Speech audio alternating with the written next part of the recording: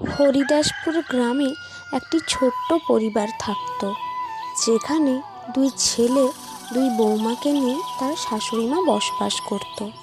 শাশুড়িমা সারাদিনই দেখত কিভাবে তার দুই বৌমাকে তার দুই ছেলের কাছে খারাপ করা যায়। তাই সারাদিন সে নানা বিদ্যা আঁটতে থাকতো যে কিভাবে তার বৌমাদেরকে বিশ্রাম না দিয়ে কাজ করানো যায়। বড় বৌমা, তুমি কি একটাও কাজ ঠিক করে করতে পারো না? কিছুই কি শিখে আসোনি?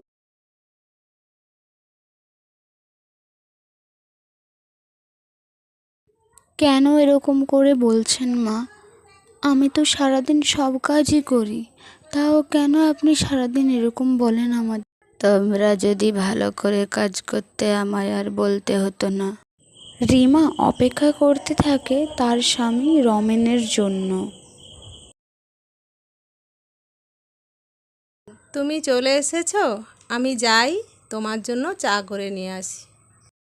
রমেন যখন ঘরে বসে চায়ের জন্য অপেক্ষা করতে থাকে, তখনই তার মা ঘরে এসে তাকে বলে যে, বাবা রমেন, তুই একটা বিহিত কর বাবা।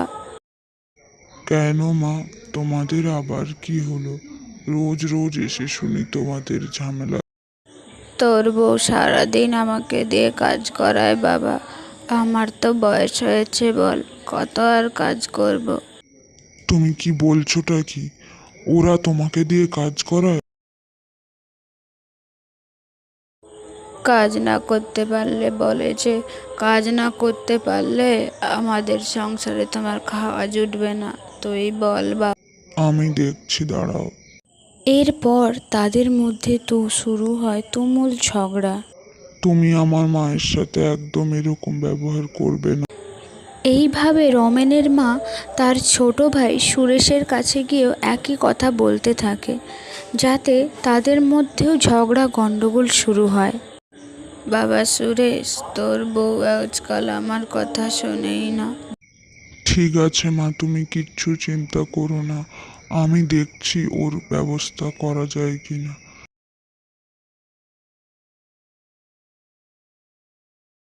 এরপরই শুরু হয় গণ্ডগোল। স্বামী স্ত্রীদের মধ্যে ঝগড়া দ্বন্দ্ব লেগে যায়। তারা তাদের মায়ের হয়েই কথা বলতে থাকে। সবাই যে যার নিজেদের বউদেরকেই দোষ দিতে থাকে, কেউ আর তার বউদের কথা শোনে না। তুমি আমার মায়ের সাথে এরকম ব্যবহার করার সাহস পাও কোথা থেকে? দেখো, আমি সত্যি কথা বলছি। সারাদিন অনেক খাটাখাটনি করি, অনেক কাজকর্ম করি। তোমার মা তো পায়ের ওপর পা তুলে বসে থাকেন। মা বসে থাকবে না তো কি তুমি বসে থাকবো? তাহলে তোমাকে নিয়ে এসেছি কিসের জন্য? একদিন দুই বউ মিলে রান্নাঘরে বসে কথা বলতে থাকে। দেখো দিদি, মা আমাদের সাথে এরকম করে কি যে পায় বুঝি না আমি। জানিস ছোট, আমার মাঝে মধ্যে না খুব আফসোস হয়। মা কেন যে আমাদের সাথে এরকম করে আমি বুঝতে পারি না। হ্যাঁ দিদি, তুমি ঠিক কথাই বলেছো। এইভাবেই ওরা কথা বলতে থাকে। এমনই সময় ওর শাশুড়ি মা এসে হাজির হয়। সারাদিন শুধু গল্প আর গল্প, কাজের বেলা কিচ্ছু নেই। দেখো দিদি, এখানে আমাদের কোনো সম্মান নেই। চলো আমরা এ সংসার ছেড়ে চলে যাই অন্য কোথাও। হ্যাঁ রে ছোট, তুই ঠিকই বলেছিস। এ সংসারে কেউ কারো মূল্য দেয় না। এইভাবে তারা আলোচনা করে ঠিক করে যে তারা এ সংসারে আর থাকবে না। তারা আজ রাতেই চলে যাবে দূরে কোথাও।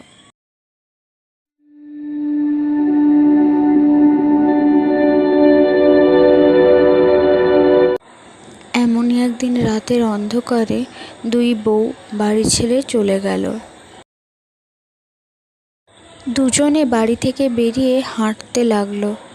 কোথায় যাবে, কোথায় থাকবে কিচ্ছু জানা নেই। হাঁটতে হাঁটতে দুজনে চলে এলো বনের মধ্যে।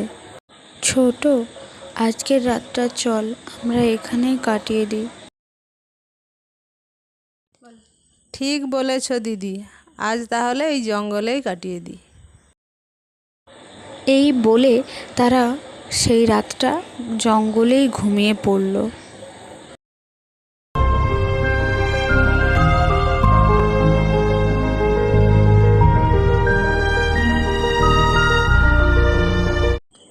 পরের দিন সকাল হতেই তারা বেরিয়ে পড়ল নতুন কিছু সন্ধানের খোঁজে। তারা হাঁটতে হাঁটতে একটি কুঠিরের সামনে এসে পৌঁছলো এবং তারা সাহায্যের জন্য হাত বাড়ালো। বাড়িতে কেউ আছেন? আমাদের একটু সাহায্য করবেন? আমরা অনেক দূর থেকে আসছি। বাড়িতে কেউ আছেন? একটু সাহায্য করবেন আমাদের? কে মা তোমরা? কোথা থেকে আসছ? সন্ন্যাসী বাবা, আমরা অনেক দূর থেকে আসছি। আজ আমাদেরকে একটু আপনার বাড়িতে থাকতে দেবেন? এইভাবেই তারা সন্ন্যাসী ঠাকুরকে তাদের সাথে হওয়া সমস্ত অত্যাচারের কথা বলতে থাকে। সন্ন্যাসী বাবাও শুনে খুব দয়ালু হয়ে বলেন যে তারা যেন আজ থেকে তার এখানেই থাকে। তিনি তো সন্ন্যাসী মানুষ, আজ এখানে কাল সেখানে তিনি যান। তাই তিনি তাদেরকে বাঁচার নতুন করে একটা উপায় দেখিয়ে দেন এবং বলেন যে তারা যেন এখানে থাকে এবং চাষবাস করে নিজেদের জীবন যাপন করে। এই কথা শুনে দু বউ তো খুব খুশি। তারা নতুনভাবে বাঁচার একটা আলো পেল এবং সন্ন্যাসী ঠাকুরও তাদেরকে সাহায্য করতে পেরে অনেক খুশি হলেন।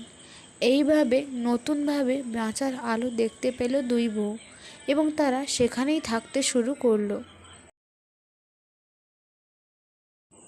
সন্ন্যাসী ঠাকুরের কৃপায় আমরা নতুন জীবন পেলাম বল ছোট? হ্যাঁ দিদি, আমরা আবার সব কিছু নতুন করে শুরু করব। আমরা ওই সামনের জমিটাতে সবজি চাষ করব। এরপর তারা সামনের জমিটাতে সবজি চাষ করত এবং সবজি চাষ করে সেই সবজি বাজারে গিয়ে বিক্রি করে তারা খুব সুন্দরভাবে তাদের দিন কাটাতো। দেখ ছোট, সবই ঠিক আছে, কিন্তু ওনারা কেমন আছেন কিচ্ছু জানি না বল। আমারও ওদের জন্য খুব মন খারাপ করছে। কিন্তু দিদি, মায়ের জন্যই তো আমাদের এই অবস্থা। মা যতই আমাদের বকুন, যতই যাই করুন, তবু উনি তো আমাদের গুরুজন বল। এদিকে ঘটে আরেক ঘটনা। তার দু ভাই তাদের খোঁজে সেই কুটিরের কাছে চলে আসে। এ কি, তোমরা এখানে? তোমরা কিভাবে জানলে আমাদের এই ঠিকানা? আমরা আমাদের ভুলটা বুঝতে পেরেছি, দয়া করে আমাদেরকে ক্ষমা করে দাও। আমরা তোমাদের সাথে থাকতে চাই। সবই ঠিক আছে, কিন্তু মা জানতে পারলে অনেক রাগ করবেন। উনি তো আমাদেরকে সহ্য করতে পারতেন না। বৌদি, তোমরা আমাদেরকে ক্ষমা করে দাও, আমরা অনেক ভুল করেছি। এখন বুঝতে পারছো তো যে আমরা কোনো মিথ্যে কথা বলিনি। আমাদের ওপরে মা কত অত্যাচার করতো। আমাদের কোনো দোষ ছিল না। হ্যাঁ, বুঝতে পেরেছি বলেই তো আমরা ছুটে ছুটে এসেছি তোমাদের কাছে। আমাদের ক্ষমা করে দাও তোমরা।